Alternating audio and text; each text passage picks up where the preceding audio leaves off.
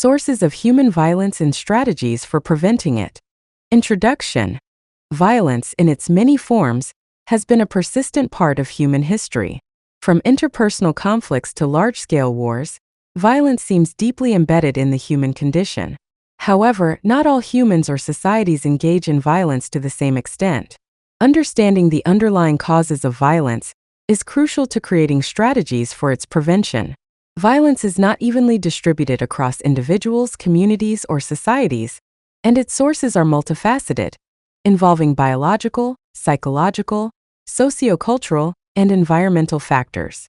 This essay explores the origins of human violence, delving into biological theories such as genetics and epigenetics, which examine how nature and nurture influence violent tendencies. It also discusses sociocultural and environmental triggers for violence and challenges the deterministic view of human behavior, as espoused by the eugenic movement, particularly the Nazi ideology that attributed violent and antisocial behavior to genetic inheritance.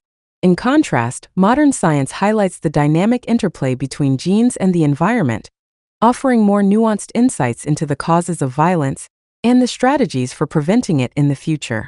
1. The distribution of violence across the human race. Violence is not evenly distributed across the human population. Some individuals and groups engage in violent behavior more frequently than others, and patterns of violence vary widely across societies and time periods.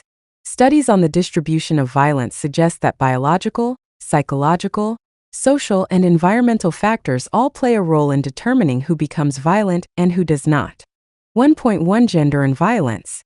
One of the most well-established facts about violence is that it is disproportionately committed by men, particularly young men.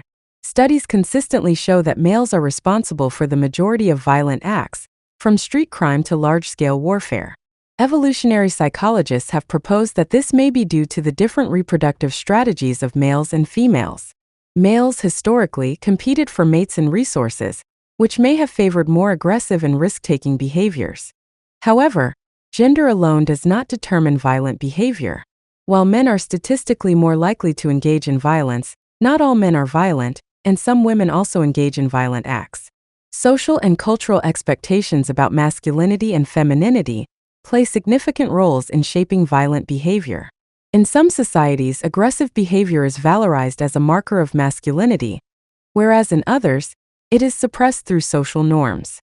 1.2 Socioeconomic inequality and violence. Violence also tends to be more prevalent in societies characterized by socioeconomic inequality. Disparities in wealth, access to education, and healthcare create social tensions that can erupt into violence. Research suggests that individuals from disadvantaged backgrounds are more likely to engage in violent crime due to factors like economic desperation, lack of opportunities, and chronic stress. Countries with high levels of income inequality often experience higher rates of violence, including homicide and domestic abuse. The frustration that arises from unmet expectations and relative deprivation can fuel violent behaviors as a means of asserting control or acquiring resources. 1.3 Cultural and historical context. Culture also plays a role in the expression of violence. Some societies have historically normalized or even glorified violence, whether in the form of war, ritual sacrifices, or legal punishments. For instance, the Viking culture valorized warriors in battle, and ancient Roman society celebrated gladiatorial combat. In contrast, modern societies that emphasize rule of law, human rights, and nonviolent conflict resolution tend to have lower levels of violence. Historical legacies, such as colonialism or systemic racism, have also contributed to patterns of violence in certain populations. Communities that have experienced long histories of oppression and trauma may develop social structures where violence becomes a coping mechanism or a method of resistance. 2. Environmental factors and the triggering of violence. Environmental factors significantly influence the expression of violence. While genetic predispositions may play a role in violent behavior, external triggers such as stress, trauma, and exposure to violent environments are equally, if not more, important in shaping an individual's propensity for violence. 2.1 Childhood trauma and abuse. One of the most well-documented environmental contributors to violent behavior is childhood trauma and abuse. Children who are exposed to physical, emotional, or sexual abuse, neglect, or domestic violence are at a higher risk of becoming violent themselves. The Adverse Childhood Experiences ACE study found that individuals who experience multiple forms of trauma during childhood are more likely to engage in violent behaviors later in life, including criminal activity and domestic violence. The mechanisms through which childhood trauma leads to violence are complex. Abused children often develop issues with emotional regulation, leading to anger, frustration, and difficulty managing stress. These emotional challenges can manifest as aggressive behavior, particularly in high-stress situations. Additionally, children who grow up in violent households may learn that violence is an acceptable way to solve problems or assert control. 2.2 Socioeconomic environment. The broader socioeconomic environment also plays a role in triggering violent behavior. Poverty, unemployment, and lack of access to education and healthcare create conditions where violence becomes more likely. Chronic stress, whether from economic insecurity or social isolation, can exacerbate mental health issues, leading to an increased risk of violent outbursts. Communities with limited social support networks and weak law enforcement may experience higher levels of interpersonal violence. In neighborhoods plagued by poverty and crime, violence can become a normalized way of life, perpetuating a cycle of aggression and retaliation. 2.3 Substance abuse and violence. Substance abuse, particularly of alcohol and drugs, is another significant environmental factor associated with violence. Alcohol, for instance, lowers inhibitions and impairs judgment, increasing the likelihood of aggressive behavior. Drug addiction can lead to violent crime as individuals seek to acquire resources to support their habit. Studies show a strong correlation between substance abuse and domestic violence, as well as between alcohol consumption and violent crime. 3. The role of epigenetics in violence. Epigenetics offers a more nuanced understanding of how genes and the environment interact to shape behavior, including violent tendencies. While genetics play a role in influencing predispositions toward aggression, the environment can modify gene expression, potentially increasing or reducing the likelihood of violent behavior. 3.1 What is epigenetics? Epigenetics refers to the study of how environmental factors influence gene expression without altering the underlying DNA sequence. Epigenetic changes can activate or deactivate certain genes, depending on external stimuli such as diet, stress, or trauma. These changes can be passed down to future generations, meaning that the environmental experiences of one generation can influence the behavior of the next. For instance, research has shown that children who grow up in violent or abusive environments may experience epigenetic changes that make them more susceptible to aggression and other behavioral problems.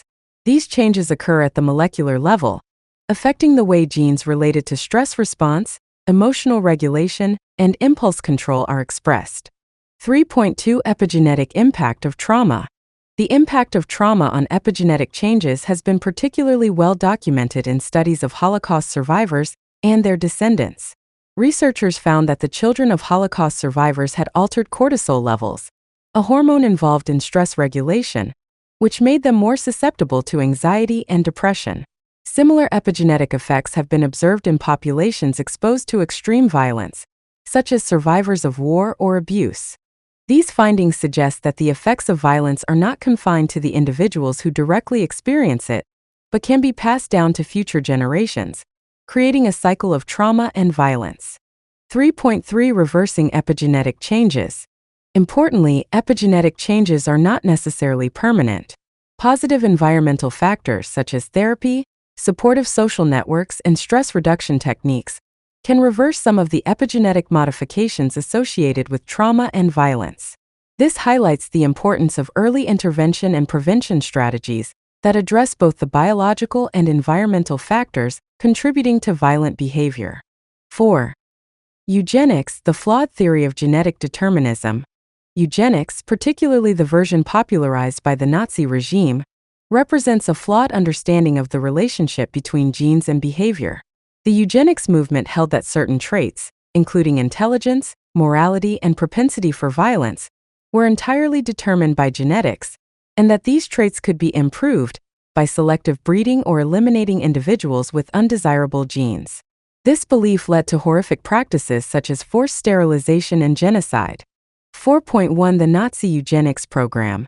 The Nazi regime adopted eugenics as a core component of its ideology, promoting the idea of racial purity and the superiority of the Aryan race. The Nazis believed that traits such as criminality, mental illness, and violent behavior were genetically inherited, and that the only way to prevent these traits from spreading was through the systematic elimination of individuals deemed genetically inferior. This led to the murder of millions of people during the Holocaust, including Jews, Romani people, disabled individuals, and others who were seen as genetically unfit. The Nazi eugenics program was based on a gross misunderstanding of genetics. Modern science has shown that human behavior is far too complex to be reduced to simple genetic inheritance. While genes do play a role in shaping behavior, they interact with a wide range of environmental factors, and there is no single gene for violence or any other complex behavior. 4.2 The Dangers of Genetic Determinism. The eugenics movement illustrates the dangers of genetic determinism, the idea that genes alone determine an individual's behavior and traits. This perspective ignores the crucial role of the environment in shaping behavior and leads to harmful policies that blame individuals or groups for traits that are largely beyond their control. Moreover, genetic determinism overlooks the potential for change and growth.